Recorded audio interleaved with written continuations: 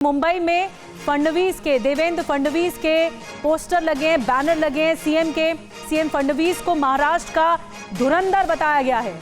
देवा भाऊ को पोस्टर्स में देवा भाई को जीत का नायक बताया गया है। विजयी उम्मीदवारों ने पोस्टर्स लगाए हैं। ये देखिए, पोस्टर्स में लिखा है आपके देवेंद्र, और इसमें देवेंद्र फडणवीस को सीएम को धुरंधर बताया गया है बीएमसी का।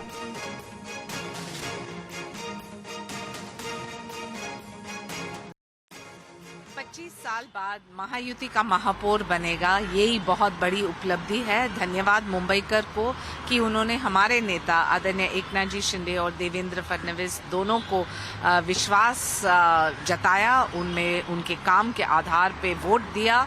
और एक चीज स्पष्ट है कि दो ही भाव है हमारे मुंबई में, एक है देवेंद्र भाव, एक है एकनाथ भाव, और दोनों भाई अभी पूरे मुंबई की रक्षा करेंगे। और बीएमसी में उद्धव गुट की हार पर संजय राउत ने बयान दिया है। कुछ जयचंदों की वजह से हमारी पार्टी हारी है।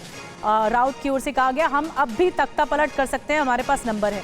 एमएनएस कई सीटें बहुत कम मार्जिन से हारी है, और यूबीटी गुट जो है 12 से 13 सीटों पर कम वोटों से हारी है। तो यानी उनका कहना है कि मार्जिन बहुत कम है और अभी भी हम तख्ता पलट कर सकते हैं। हम सभी ने कोशिश की कि एमएनएस की भी सीटें बढ़े। एमएनएस को 6 सीटें मिले, उनके बहुत सी सीटें बहुत कम मार्जिन से हार गए। शिवसेना की लगभग 12-13 सीटें ऐसी है जो हम बहुत ही स्लाइट मार्जिन या 50-100 वोट से हार गए हैं। अगर हम जीत जाते तो आज जो आपको पिक्चर दिख रहा है मुंबई में वो नहीं दिखता। फिर भी बीजेपी और शिंदे के पास सिर्फ 4 का बहुमत है। ठीक है, मेयर नहीं, लेकिन हमारे पार्टी में कुछ जयचंद थे। अगर वो जयचंद नहीं पैदा होते तो भारतीय जनता पार्टी के 100 पुरखों की भी यहाँ तादाद आती, तो भी यहाँ मुंबई में बीजेपी का मेयर नहीं बन सकता था।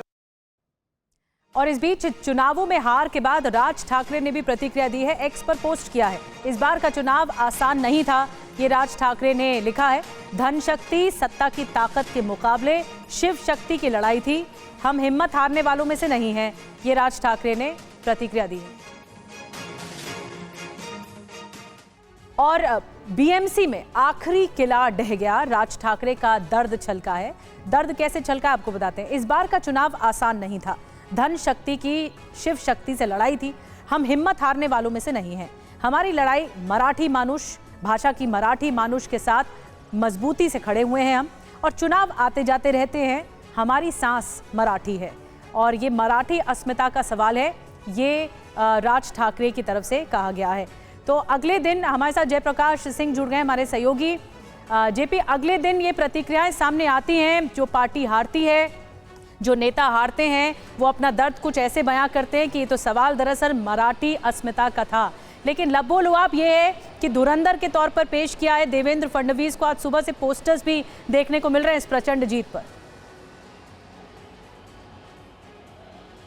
जी बिल्कुल सही कहा। देखिए, जो बीएमसी में जीत हुई है भारतीय जनता पार्टी की जीत है, क्योंकि 89 सीट के साथ में Bharatiya Janata party number 1 party बनी है। 29 सीट 29 सीट जो है एकनाथ शिंदे को मिली है, तो दोनों का जो आंकड़ा है 118 का होता है, और जीत के लिए जो बहुमत है वो 114 का चाहिए, यानी बहुमत से 4 सीट ज्यादा है इन दोनों के पास, भारतीय जनता पार्टी और एकनाथ शिंदे के पास। अगर इसमें अजीत पवार को शामिल करते हैं, क्योंकि अजीत पवार महायुति का हिस्सा है, तो उनकी 3 सीट मिलती है, तो 121 सीट हो जाती है। तो 7 नगर सेवक कम पड़ेंगे। अगर पूरी ताकत भी लगा ले उद्धव ठाकरे, एमएनएस, कांग्रेस पार्टी, वंचित और एमआईएम सब मिलाकर, तब भी नहीं हो पाएगा। तो संजय राउत जो कह रहे हैं कि पुरखों को भी आना पड़ता इस सत्ता को हिलाने के लिए उद्धव ठाकरे की, वो शायद उनका अतिशयोक्ति बयान है। लेकिन राज ठाकरे ने अपनी हार मानी है। उन्होंने कहा है कि ये पैसे की लड़ाई हुई है, भरपूर धनबल का प्रयोग किया गया है भारतीय जनता पार्टी और शिंदे द्वारा, जिसकी वजह से उनकी ये लड़ाई बहुत ज़्यादा टफ थी, लेकिन दोनों भाइयों ने लड़ाई लड़ी है। अब एक सबसे बड़ा सवाल उठता है कि राज ठाकरे को 6 सीट मिली है, एमआईएम को 8 सीट मिली है, यानी एमआईएम ने राज ठाकरे से बेहतर परफॉर्मेंस मुंबई में किया है। पूरे महाराष्ट्र में एमआईएम को 125 सीट मिली है। तो ऐसे में राज ठाकरे कितने दिन तक और उद्धव ठाकरे के साथ रहते हैं, क्या वो आगे, क्योंकि अब महाराष्ट्र में जो चुनाव है, जिला परिषद के चुनाव हैं, उसमें बहुत ज़्यादा पार्टियों का जो है ग्राम स्तर पर जो है उतना राज ठाकरे और उद्धव ठाकरे का दखल नहीं है, तो यहाँ भी जो बाजी है उनके पक्ष में आती हुई अभी दिखाई नहीं दे रही है। लेकिन भविष्य 3 साल के बाद है। 3 साल के बाद तक अगर ये दोनों भाई पूरे महाराष्ट्र में घूमते हैं, पूरे महाराष्ट्र में रैलियां करते हैं, तो शायद पिक्चर बदल सकता है। लेकिन अभी जो दौर है वो धुरंधर का दौर है, और ये धुरंधर है रविंद्र चौहान, देवेंद्र फडणवीस और एकनाथ शिंदे, क्योंकि इन तीनों ने ही इस पूरी धुरी को पूरे महाराष्ट्र की 29 महानगर पालिकाओं में घुमाया है। बिल्कुल, और बड़ी बात यह है कि धुरंधर बनकर उभरे हैं देवेंद्र फडणवीस, न सिर्फ देवेंद्र फडणवीस बल्कि एकनाथ शिंदे, अजित पवार, और यही एक मिसाल है शायद कि जो ट्रांसफॉर्म हो पाया है मराठी वोटर, वो सीधे सीधे शिंदे गुट की तरफ जा पाया है। बहुत बहुत शुक्रिया आपका जयप्रकाश, ये जानकारी देने के लिए। और अब शरद पवार से मिलने पहुंचे हैं अजित पवार, ये जानकारी इस वक्त मिल रही है। बारामती के गोविंद बाग में मुलाकात हुई है। राजेश टोपे, सांसद अमोल कोल्हे भी मौजूद रहे इस मुलाकात के दरमियान। आज शरद पवार, अजित पवार, सुप्रिया सुले, रोहित पवार एक साथ मौजूद रहेंगे। कृषि प्रदर्शनी के दौरान दरअसल पवार परिवार एक साथ मौजूद रहेगा, ये तस्वीर भी एक अलग सामने आएगी। और महाराष्ट्र निकाय चुनाव नतीजों पर ओवैसी ने कहा है कि महाराष्ट्र की जनता ने एआईएमआईएम का समर्थन किया है। दरअसल जीत शानदार हुई है एआईएमआईएम की। हमारे जीते पार्षद जनता की उम्मीदों पर खरा उतरेंगे, ये ओवैसी की ओर से कहा गया। बीजेपी राज्यों में मुसलमानों से भेदभाव होता है।